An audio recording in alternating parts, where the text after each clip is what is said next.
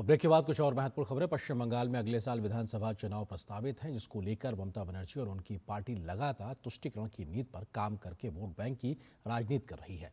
ताज़ा मामला है टीएमसी के एक विधायक द्वारा बंगाल में बाबरी मस्जिद बनवाने की बात कहना, जिसके बाद बंगाल ही नहीं देश के तमाम राज्यों से प्रतिक्रियाएं सामने आई हैं। बीजेपी सहित एनडीए के नेताओं ने टीएमसी और ममता दीदी को जमकर घेरा है और कहा है कि मुस्लिम परस्त नीति के चलते ममता दीदी किसी भी हद तक जा रही हैं।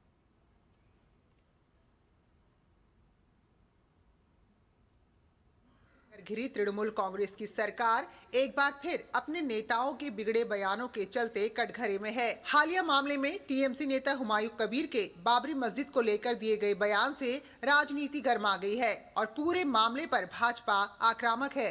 भारत की धरती पर विदेशी आक्रमणकारी के नाम पर एक भी ईंट कहीं भी नहीं रखने दी जाएगी। और जो इस प्रकार की बात कर रहे हैं वो घुसपैठियों के सब संरक्षक हैं और घुसपैठियों के खिलाफ पूरे देश में अभियान चल रहा है कि एक भी घुसपैठी भारत में नहीं रहने दिया जाएगा। दूसरी बाबरी मस्जिद हिंदुस्तान में नहीं बनेगी, लेकिन ममता बनर्जी को लग रहा है चुनाव में ध्रुवीकरण करना है, चुनाव में विवाद पैदा करना है, हिंदू मुसलमान में दरार पैदा करना है। इसलिए जानबूझकर अपने विधायक हुमायूं कबीर के जरिए वो बाबरी मस्जिद के निर्माण का काम शुरू करा रही हैं। यह केवल राजनीतिक इच्छा है उनकी कि वह केवल हिंदुओं का वोट नहीं चाहिए, मुसलमान उनकी एक छत के नीचे आ जाएं, मुसलमान आ जाए, मुसलमानों का अधिकार है किसको वोट दें, लेकिन बाबरी मस्जिद बंगाल में नहीं बनेगी। तृणमूल कांग्रेस के विधायक हुमायूं कबीर के बयान पर विश्व हिंदू परिषद दिल्ली के महासचिव सुरेंद्र गुप्ता ने भी नाराजगी जाहिर करते हुए इसे पूरी तरह तुष्टीकरण की राजनीति बताया है। भारत के सभी मुसलमान भी इससे सहमत नहीं होंगे, पर कुछ ऐसे हैं कि जो अभी भी शायद बाबर को अपना पूर्वज मान करके चल रहे हैं। तो ऐसे लोग या राजनीतिक कारणों से मैं कहूँगा कि ऐसे लोग इस प्रकार की घोषणाएं करते रहते हैं।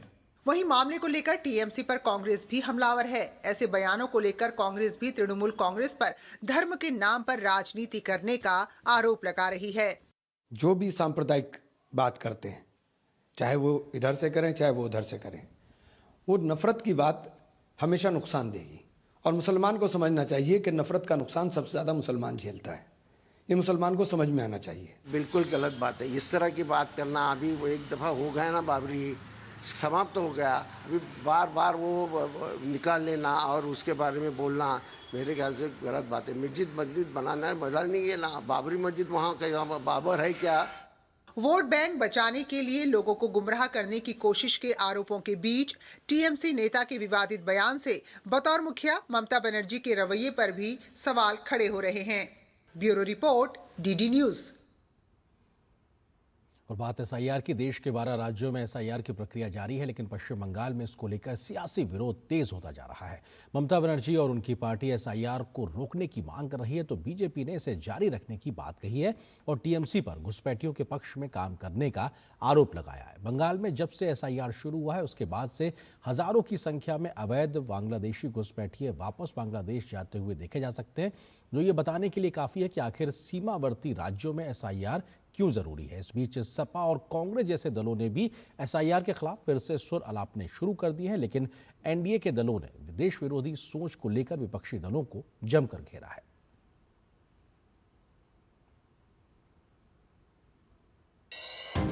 पश्चिम बंगाल में वोटर लिस्ट के गहन पुनरीक्षण की प्रक्रिया यानी एसआईआर को लेकर लगातार सियासी बवाल जारी है। ममता बनर्जी के एसआईआर को लेकर चुनाव आयोग को पत्र के बाद शुभेंदु अधिकारी द्वारा लिखी चिट्ठी से सियासी घमासान जारी है। वहीं इस बीच चुनाव आयोग की टीम ने पश्चिम बंगाल के कई अधिकारियों के साथ बैठकें की तो एसआईआर को लेकर जरूरी निर्देश भी जारी किए। इस बीच टीएमसी नेताओं ने फिर से चुनाव आयोग की टीम से मिलकर एसआईआर की प्रक्रिया को रोकने की मांग करने से राज्य सरकार पर कई सवाल खड़े हो रहे हैं। और प्रोसीडियर्स इम्प्लीमेंट करने वाला जो है बीएलओस वो कर नहीं पा रहे हैं, उसको ट्रेन नहीं किया गया है।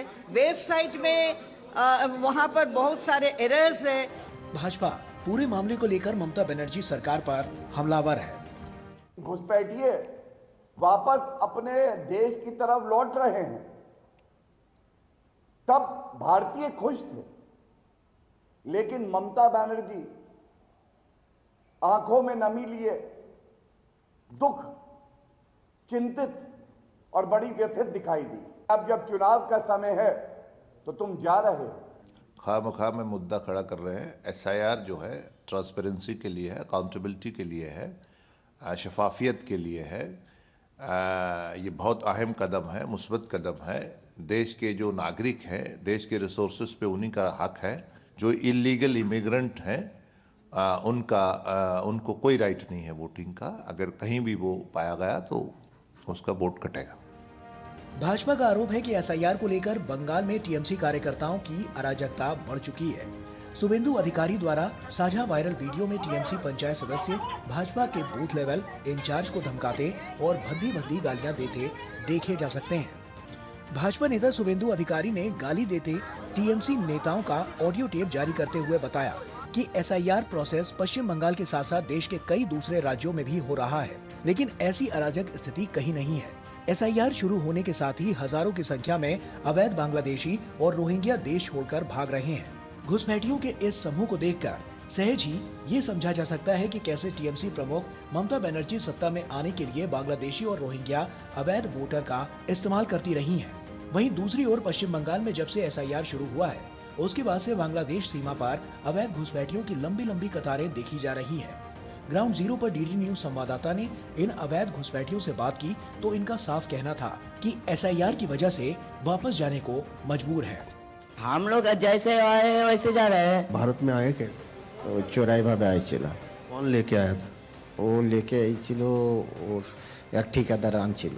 पे आके मैं तमिलनाडु गया, पानी से तैर के आया था। तैर के आए थे? कितने बजे था? रात को? हाँ ऐसे। जो 10 साल 15 साल पहले आए हुए यहाँ वोटर बने हैं, कैसे भी वोटर बने, वो अगर यहाँ जैसे उनको राशन मिल रहा है तो आप लक्ष्मी भंडार बोल रहे हैं, कुछ भी मिल रहा है ना, ऐसे हर आदमी जो यहाँ आ रहा है हाकीपुर में, ये सारे बंगाल का आदमी नहीं है, बंगाल का बाहर भी रहता है। जहां बंगाल में एसआईआर को लेकर ममता बनर्जी और उनकी पार्टी विरोध कर रही है, तो यूपी में सपा प्रमुख अखिलेश यादव ने भी एसआईआर पर सवाल खड़े किए हैं। वहीं दूसरी ओर अब कांग्रेस पार्टी भी दिल्ली में एसआईआर के खिलाफ रैली करने की बात कर रही है, जिसे लेकर बीजेपी सहित एनडीए नेताओं ने कांग्रेस पर हमला बोला है। बिहार के चुनाव से पहले इन्होंने खूब कार्यक्रम किए, यात्राएं करी वोट चोरी को लेकर। जितनी बार ये चोरी करेंगे या जितनी बार ये इस प्रकार की भाषा इस्तेमाल करेंगे, उतना इनका सूफड़ा साफ होगा। 14 दिसंबर की जो मेरी जानकारी है, रैली में सिर्फ कांग्रेस पार्टी की रैली है, इंडी अलायंस उसमें हिस्सेदार भी नहीं, बाकी जो घटक दल हैं उसमें हिस्सेदारी भी नहीं कर रहे। एसआईआर को लेकर जिस तरह घुसपैठियों में खलबली मची हुई है, वहीं एसआईआर को विपक्षी खास तौर से टीएमसी सरकार का रवैया सवालों के घेरे में है। Bureau report, DD news.